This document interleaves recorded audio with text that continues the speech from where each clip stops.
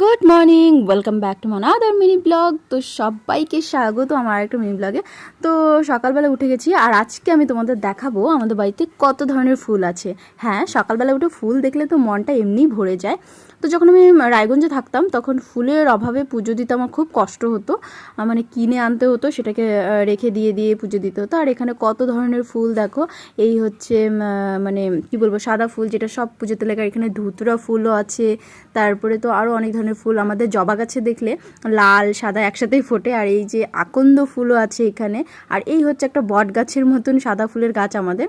আর এই ফুলটাকে জানি কি বলে জানি না, আমি নতুন লাগিয়েছে। তো দেখো ঝুড়ি ভর্তি ফুল, ফুল দেখে মনের মধ্যে আনন্দ চলে আসে, লাল নীল সাদা যত কিছু। আর এখন অপরাজিতা ফুলটা ফুটছে না, ওটা ফুটলে ওটাও ভালো লাগে, কি সুন্দর লাগে কালারটা। তো ঝুড়ি একদম ফুলে ভর্তি। যখন পুজো দিতে বসি তখন মনটা এমনিই ভালো লাগে। এই দেখো আসনটা ফুলে ভরে যায়। তো তোমাদের কি কি ফুল আছে জানি।